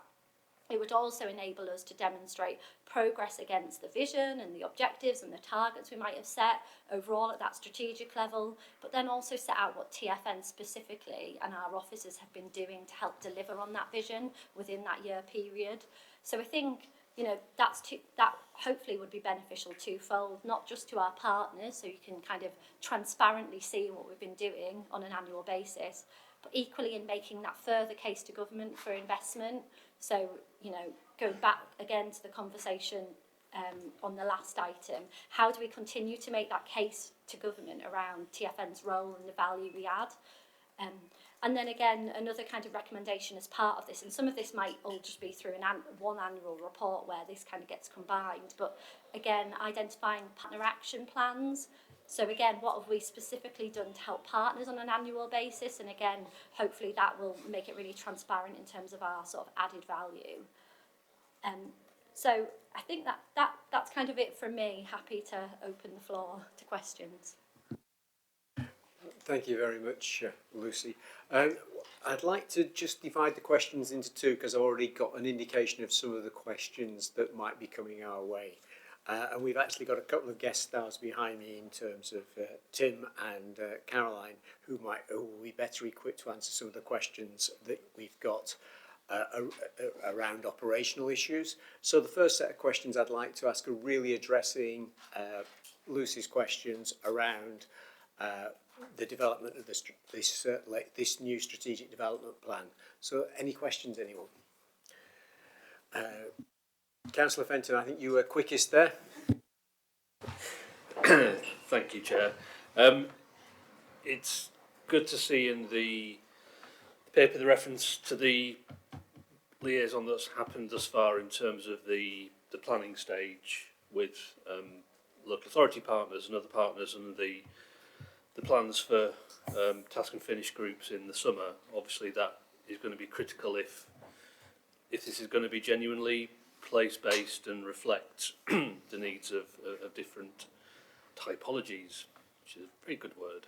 I was slightly concerned that you'd only been able to have one-to-one sessions with 18 of the 20 transport authorities, and just wondered whether that was because you couldn't get a response from them or you ran out of time. But it'd just be useful if you can confirm you will mop those up in due course. But certainly it seems a very welcome approach. Can I take Councillor Jones's question as well, and then and see if we can mop them all up at once, Lucy? Let's see. Hi, by the way, STP1 was very good. I mean, I know what you were right to say, it was 180 pages, but it was a very impressive document, albeit I accept you're trying to reduce it. But I was reminded what the Minister said when I was on about that debate before, you try and highlight. His words were something like, the sole responsibility of this body is to develop a strategic transport plan. So as far as the government's concerned, if we do nothing else, that's our job. So we better make this good, haven't we? So it's down to you, Lucy. Don't mess it up. So one, I thought it was good. Two, I think you're right to try and reduce it in size and so on. But I was trying to think of what's changed in the last 4 or 5 years to where we are now. Can we think of, and there's better brains than me around here. So I'm afraid all I could come up with is that I think, in terms of the political agenda and the government's agenda, I've only come up with air quality because it's mentioned a lot more than it's pollution, air quality. And of course climate change, which is taken on a new meaning in the last few years. So I wondered whether you could put those issues into everything you do in this plan, so that how is Transport for the North dealing with the big government priorities of the day? Those are two of them, there's more. And we can almost link that into everything, whether it's buses, trains, trams, it doesn't matter what you're mentioning, we can link them in. So I'd like us to try and link anything that's new or anything the government thinks is a priority, because if they think it's a priority, we better make sure that our plan matches, what ministers are saying, if we possibly can. Thank you, Councillor Jones. And Councillor Fletcher. Yes, Chair. I think most of what I was going to say was under operating, so in the next part, I think. So I'll just state, the part I wanted to say on this is, first of all, as we mentioned, carbon reduction is very, very important, but if it's being reduced to 60 pages, can it please be understandable to the average person in the street, so that everyone does understand exactly what's happening? And I think my next comments will come under the second part. Yeah, they will, Rod. Thank you. Thank you. Just to finish off with your questions, Lucy, I've got a couple of observations that relate to the others that have come through. One of my starting points, if I were to be writing this, which fortunately I am not, so we can all blame you, Lucy, is to think about what the communication strategy is that you want, and therefore, so you talk a little bit about in your partner action plan, but I think there needs to be a communication strategy overlaid on this, and therefore you know how this report is going to look so that you can communicate out, and it might well be communicating out air quality, pollution, climate change. My second point would be, in terms of your vision and delivery, you were sort of hinting at a long-term date. One of the challenges at the moment in the city is that people, large companies keep saying, well, we're going to do this for 2050, but the CEOs are going to revolve 6 times between then and now. So which CEO is going to be responsible? So where my head goes is I would have a short-term date, and 2030 seems to be the one by which everybody is now saying that if we don't halve the carbon emissions by then, it's really perhaps incidental what we managed to do after that, because it's a cumulative thing. For those of you who like technical stuff, carbon dioxide stays in the air for 100 years. So I think that might be helpful for you.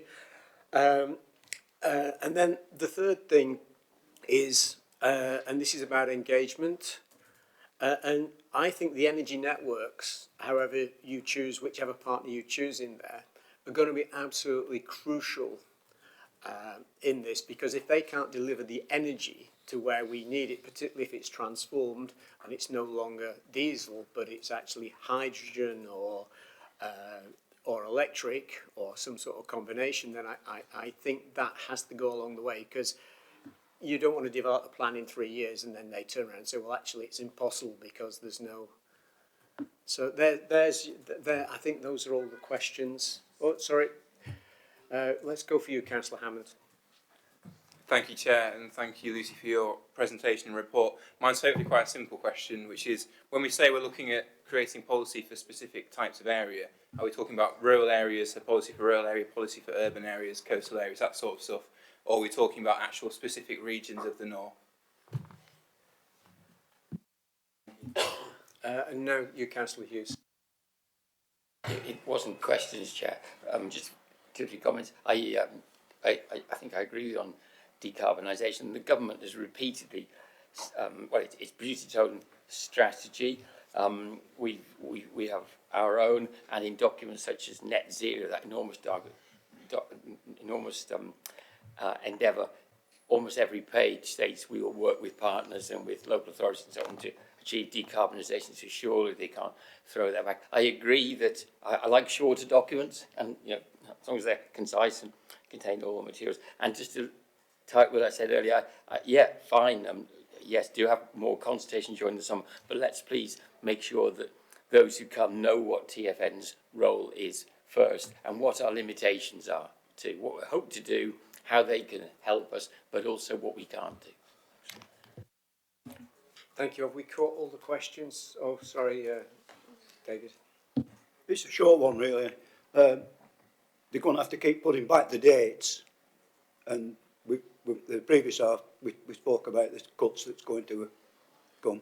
So I just wondered, when they prepared this document, how worried they are that a lot of the things that they decide are going to have to be put back because of the cuts and the timing, and partners not cooperating. Okay, so I think that's something around risk management. Thank you. So, Lucy, over to you. Thank you. Really good discussion and some really helpful questions. A couple of specific points I'll come back on. So on Councillor Fenton's kind of question around the partners we engage with. So it was 19 of the 22 partners, and I guess questions around those that we didn't engage with. So I think it's fair to say, we reached out to all partners and we made multiple offers.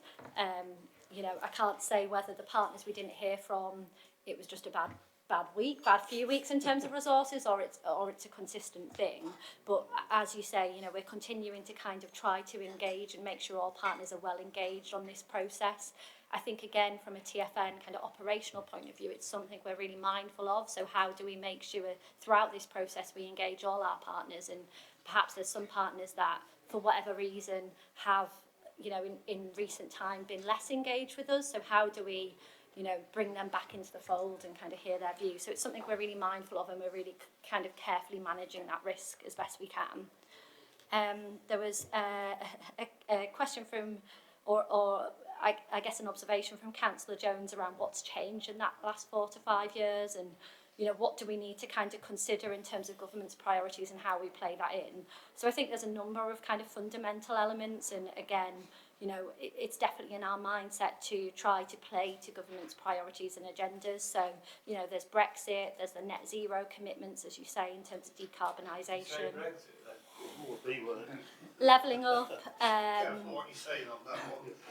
Levelling up, obviously climate change, the integrated rail plan changes a lot of the assumptions in which we previously operated. So, you know, there's a plethora of things that have changed in terms of the policy landscape.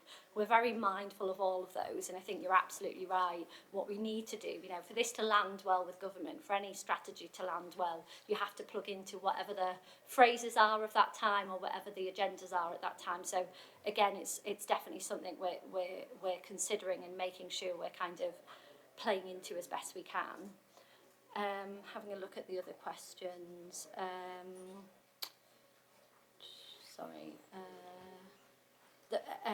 I guess the chair's kind of comment around the vision and delivery kind of date. You know, is that 2050? Is that 2030? Again, I think is an interesting question. I mean, obviously it needs to be a strategic long-term plan, and that's kind of our role, but clearly there's always questions around how far in advance you take that. So again, I'd be really keen to understand when we discuss this at board later this month as well, whether they have any kind of particular thoughts around that. Some other points. Again, you made a really valid point around the energy engagement with the energy networks is really critical, and I know in response to the previous item, Martin talked about some of the relationships we've built there. But like you say, I think in delivering STP2, you know, we really need to be mindful it needs to be a systems approach. So, you know, that wider engagement beyond the transport network is critical. I think equally as well, from a policy perspective, how this lands with government is critical. So we can't just engage the Department for Transport and the Secretary of State. We need to engage wider government departments throughout this process and get their buy-in throughout. So levelling up, and the unit working on that will also be really critical, as will BEIS and Treasury too. The question from Councillor Howard around, you know, the policy for places and our proposals around that. At this point, what we're proposing is that we would do that for a rural area, an urban area, a suburban area, and there's criteria for that. And I think part of the rationale for that is, obviously, we've got a huge amount of partners, so really getting into the depth of, you know, what's right for Manchester versus what's right for Cumbria, you know. We don't really have the resources to kind of go into all of that detail with the time we've got. And equally, I don't really think it's necessarily appropriate for us to. You know, there's really great work happening within the local areas. I think what this is about thinking about the agreed northern vision. As I say, what needs to be true to deliver that for different types of places, and then ultimately the decisions on how that is brought forward for different, you know, Manchester, Leeds, wherever, will be made locally, and it's about kind of respecting those boundaries, I think. But that said, you know, hopefully through that process, you know, if I'm from Darlington, you know, hopefully the relative politicians that sit on that will recognise which kind of bands they sit within that process.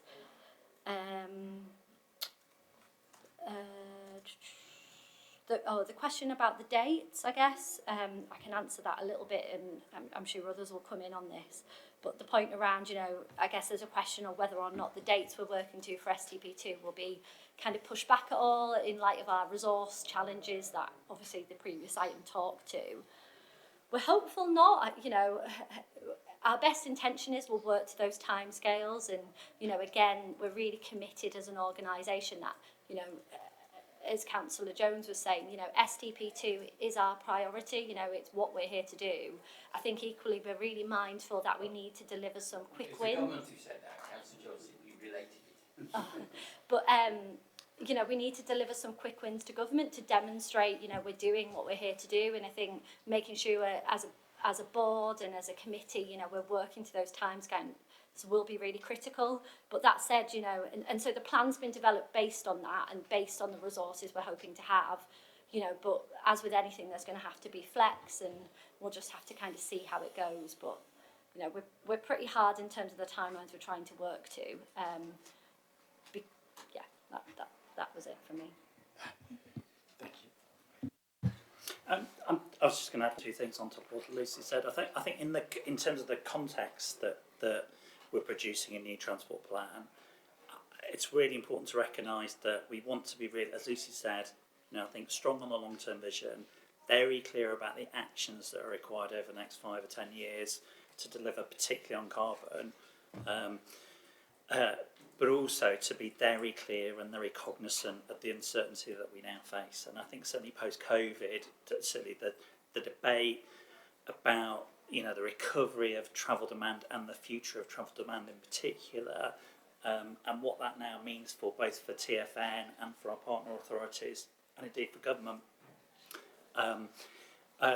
Clearly the jury is still out and will be out for some time in terms of the long-term transport. And as we know, you know, TfN has really led the way in terms of tackling long-term certainty through the future travel scenarios work. But that's going to be a big challenge for us, I think, about how we bring that certainty whilst being cognizant of bring more specific about what's required whilst recognising the uncertainty. And I think that also sort of speaks to the point about timing and timescales. You know, that the added value of TfN and the Strategic Transport Plan is that we can look longer term across political cycles.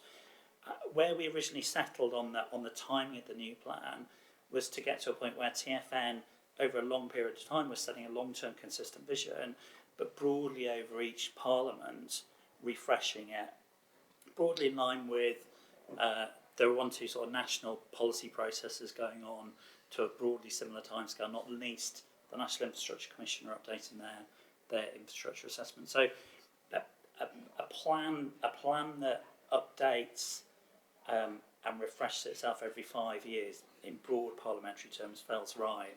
But as Lucy said, I think supplementing that with the annual action plan or review also really helps us stay relevant. Are there any other questions about this particular report? I want to make some final comments before you conclude the item, but you may want to go on to the next. Okay, are these operational issues? Well, yes, very much. Okay, then that's the second part. Oh, okay, yes. Thanks.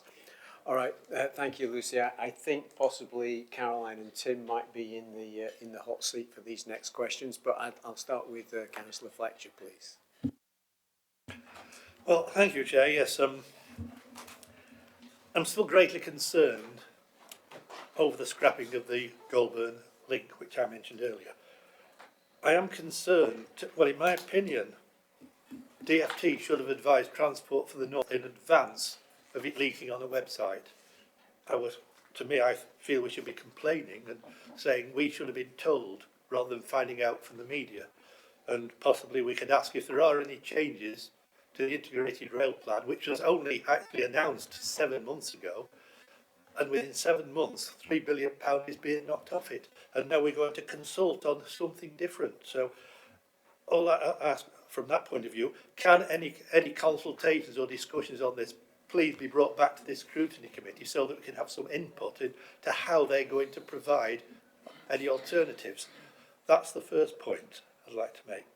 Second, again, we're levelling up in the north. And again with that, Crossrail in London has cost between 20 and 25 billion pounds. And they're proud that the fact that people can move from the east to the west of London in 11 minutes less now. And that's cost. So that doesn't sound like levelling up when they're taking money away from the north in the way that they've just taken the £3 billion away. But we've got issues, serious issues we've had for years, and whilst we're looking for STP2, is that going to slow down some of the projects that we've already got underway? Like, we've got capacity, I know we've got capacity issues in the Manchester area, we've got them in the North East, we've got in quite a few areas. And what is happening to solve these serious capacity issues? My understanding was, I think it was last month it was said that in the North West certainly, we're back to about 80 to 90% of people travelling by train prior to COVID, which to me sounds pretty good. If that statistic was reported is correct, that sounds pretty good to me, though hopefully any strikes that come in the future won't knock that on the head. And one item that is mentioned is that electrification from Manchester to Staley Bridge. I've still not been able to find out whether it's from Victoria or Piccadilly, but it says and it's going to cost £3 billion. Now, hopefully that's going to move ahead quickly without any delays. I'd like assurance that there'll be no delays on proposals that are already in being while we get this STP sorted out. Because I know capacity, going back to years ago when I worked in Manchester Control, there were gauging issues between Oxford Road and Castlefield. I would hope by now that's been sorted out. But these issues need acting upon urgency. We need to start delivering. So can we be kept informed, please, of actual projects? Well, this is the theory of how we go forward. Projects that are already about to be started, can we have updates so that we know exactly what's happening where and when?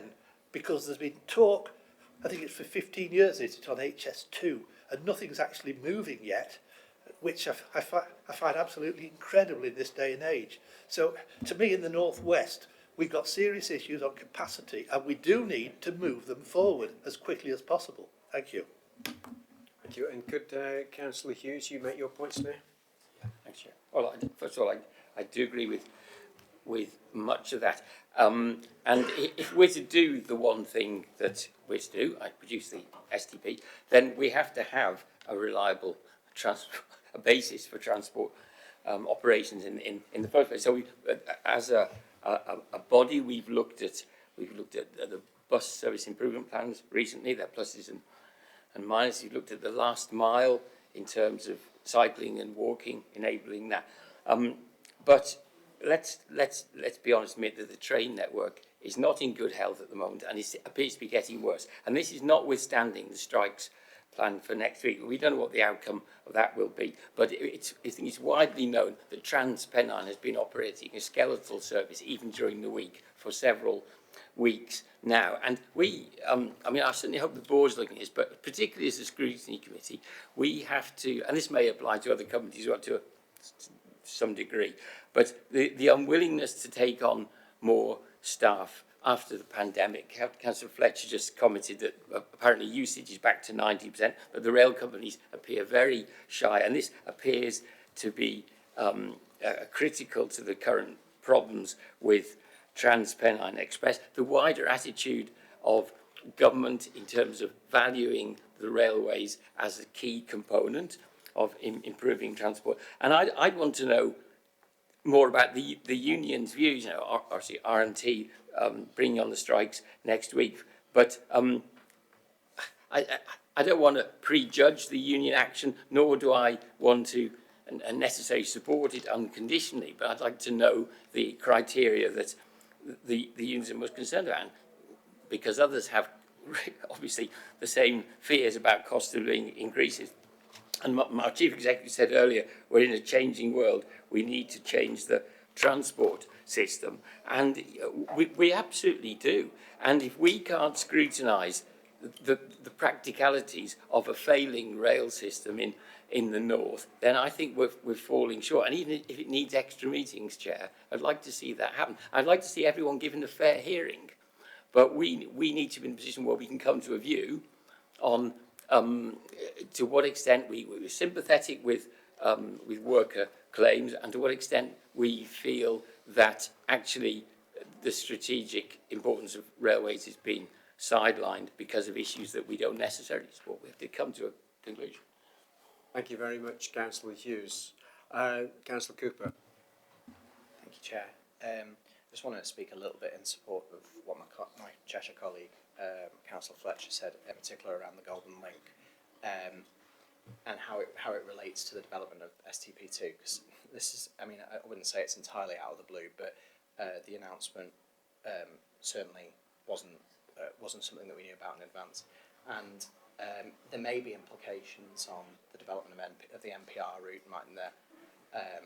At the moment, as far as we know, HS2 are planning to proceed with the route as is north of Crewe, across the brine field near to Northwich, towards Lymm, where it would have spurred off onto the Golden Link, and it would have interfaced with NPR from there.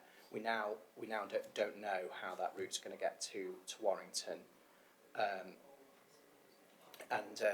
What we've seen is that they're going to consider more options. Well, I think this is relevant to STP2 because this is obviously a major project that is happening now, and there's quite a lot of uncertainty about like a really quite key piece of information about how that route is going to make its way all the way through Lancashire and Cumbria and such like. Meanwhile, we've got a slightly controversial route going across the brine field near Northwich at huge expense. I don't know whether that's in scope of the work you're looking at, but I think it's certainly relevant as a practical strategic transport project that's happening now. Thank you.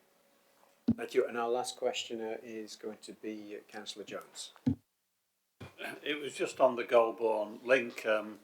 I mean, what's remarkable if you're a politician is that the consensus on high-speed rail has lasted since 2009. Now, if you can name any other policy that three major political parties have stayed together, despite all the criticism that's gone in, month in, month out, they've actually stayed together on high-speed rail. And there were some prominent members of Parliament back in 2009 who were telling me the consensus would never last. Well, there we are. It has lasted. But of course, the government, because they're under pressure on a lot of fronts, are slowly but surely hiving things off and cancelling them and saving money. And as soon as I heard about the Goulburn link, I live, by the way, quite close to where that link would come through. And there's plenty of local residents who were delighted. They were celebrating with that. Now, I can't celebrate till I know what the alternative is. And of course, nobody's bothered to tell me what the alternatives are, which could be very good or could be a complete disaster. So really, I would prefer a government, when they're cancelling something, to tell us what the new idea is. And because we don't know, therefore, I think it's a mistake. But of course, it's made, and it's not likely to be reversed now, I don't think. Thank you very much, Councillor Jones. So I'm going to hand back to you, Martin. But I think one of the themes that's coming out of what I'm hearing here is, number one, the need for us to communicate exactly what, i.e. TFN, to communicate exactly what's going on. So almost like an operational update in terms of with the projects that we're achieving. So that's something I'm distinctly hearing. The other thing is I'm hearing that we should need to be sending a message to the government that says if you're going to change something that you've agreed with us previously, that perhaps you would tell us first rather than us find it through Chinese whispers. But over to you to answer that set of questions. Thank you.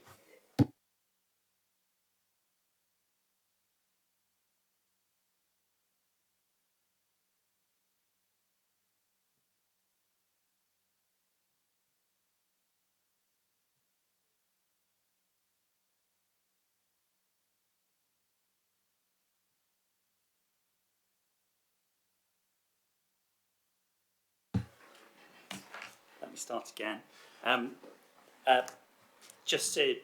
I'll start with the Goulburn link and then pick up 1 or 2 other things. So I think members of the committee have expressed the position quite well. It's really been through the Union Connectivity Review led by Sir Peter Hendy that alternatives to the Goulburn link have been mooted. But until the announcement last week, the Goulburn link was in the hybrid bill for Phase 2B, as the main, as the solution for extending HS2 services to the northwest and to Scotland. The Union Connectivity Review has clearly been looking at alternatives, and in Sir Peter's report he did say there were alternatives. What nobody has seen is what those alternatives are and the extent to which those things have been designed. As Martin said earlier, we're now trying to understand from the department exactly to what level those alternatives have been developed and the timescales for delivering them. But at this point, I think everybody has the same information, that the Goulburn link has been removed from the 2B hybrid bill, and that evidence and potentially a new study will come forward in terms of alternatives. And I think that's just where we all are collectively. We will try and get some more information. As Martin said, I think there will doubtless be a conversation at the TFM board. I think the main priority for us as a body over the next year will be both to put those sponsorship arrangements in place, because there are large interactions between, although HS2 Phase 2B is not a part of MPR, I think as members have indicated, there are so many interactions and interdependencies that we need to understand those and be very clear about them and how we communicate them as part of the overall sponsorship arrangements for Northern Powers Rail. And indeed, going back to the theme of the meeting, how those long-term outcomes are going to be delivered and what the potential solutions are. So I think both through the sponsorship arrangements, but also through, and I think Martin talked about this in the business planning work, the work that we're now starting to do on rail reform, particularly in preparation on rail reform, which I think Councillor speaks to some of the issues you raised actually, that the creation of Great British Railways, GBR, is such a huge opportunity now to bring together the thinking about rail infrastructure and services together, but that's got to start from a point of just where are we in terms of the position today. And yeah, we're absolutely seeing that really strong recovery on rail, not just for both on sort of leisure and freight, as well as commuting services across the north. So we're starting to see that stronger recovery in the north. We're starting in places to see the congestion issues that we experienced pre-pandemic. There are operational challenges throughout. There was a very good, I think, conversation, Martin, at the Rail North Committee about all of this back in May. So all of that is very front and centre. I think the key bit, just linking this through to the strategic transport plan, is, and if I can give some assurance that actually we will develop the strategic transport plan alongside all the work that we will do, both with the department, with Network Rail, with the GBR transition team, on both on making sure that existing schemes are delivered and indeed accelerated where we can see acceleration, but also making the case for what else comes next. And in the integrated rail plan, the government talked about an integrated pipeline of investment, and I think getting to the point where we understand not only what is committed, but we're working with government, Network Rail, GBR, to bring forward the next phases and make the case for the next phase of investment is going to be really important. So that's probably quite a long way of saying the STP will be the statutory document that tells the whole story, the end-to-end story. But I think alongside that, there will be a lot of activity in TFN to actually focus on delivery and implementation, and how we communicate that and be really clear about all of that. Again, I think we'll want to come back and do that in another meeting. I think Martin may want to come in. If I may, Chair.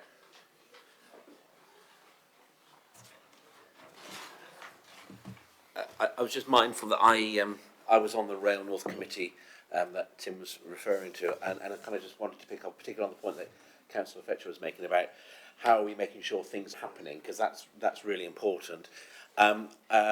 There's a couple of things, perhaps just to kind of, the Rail North Committee do have these things on their agenda very much, and if I think particularly around the Castlefield corridor, then as a partner through the Manchester Recovery Task Force, working with GM and DFT and the Network Rail, we were quite instrumental as TFN in advocating the need for the blueprint, and indeed that's something that the Rail North Committee have been championing, the idea of a blueprint in many ways actually demonstrating how you can put into action now some of the principles that have been exposed in the William Shapps report about joining up, thinking about infrastructure and services. So there is a lot of work going on with the Manchester Recovery Task Force as a consequence of that, and that's been regularly reported to the Rail North Committee. And indeed, the principle and the approach, so successful has that approach been, that we're now applying that thinking to the work around the East Coast Main Line, where there are some similar issues, where timetabling issues and infrastructure. And I suspect, no doubt, in due course, as work around the Leeds study that was highlighted in the Integrated Rail Plan, that will probably again be something that the Rail North Committee would pick up and monitor quite closely. There is a regular communication that goes out to all Rail North Committee members. I think it's on a weekly basis, is it fortnightly? It's every fortnight, but we are going to do another one this Friday, specifically about the strike. So there is regular communication that goes out around the work of the committee. And the other thing I was going to say, in terms of this, how do we work together to get back some of the resilience into the network that we're looking for? It was raised both by the Rail North Committee and then subsequently the Transport for the North Board, led to the chair, Lord McLaughlin, writing to the Rail Minister, and he is due to meet with the Rail Minister, I think, later this week to talk about that very thing. The only other thing I wanted just to mention, Chair, if I might, was we obviously through the Rail North Partnership, we are quite closely involved with the work around the business planning for the train operating companies moving forward. I'm not sure it's necessarily, maybe we just need to think about in terms of how one might scrutinise the performance of the operators at the moment. My advice to this committee and indeed TFN's position to date has been, we call on both sides in the train dispute to kind of get around the table and talk it through, because it's in everybody's interest to find a solution. I think my advice to this committee and indeed the board would be to let those processes run through rather than getting involved. I hear that, partly accept, but there's been a standoff between Transparent Express and the union reps on the other side for, it seems like, months now. It does seem like some months. I get that, Councillor Hughes, but that's not our remit. No, I understand. And the workload of this committee is quite heavy anyway. I think there's a sentiment made that we would like to see it reconciled, and I think that it is appropriate.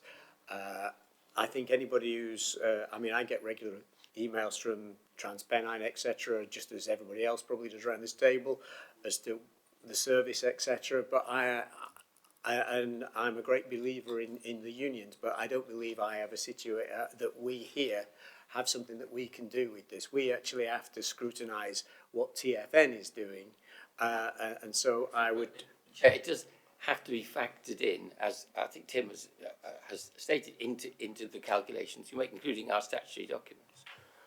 Of course, and the unions offer a great deal of what I would call very useful information that we miss at our peril. But I still don't think that we should be trying to sort of reconcile the dispute. I'd like to thank you for all that feedback, Martin and Tim. One of the questions I've just got is if the Transport for the North get an update every week or every fortnight, can this committee have access to that? To save writing something new.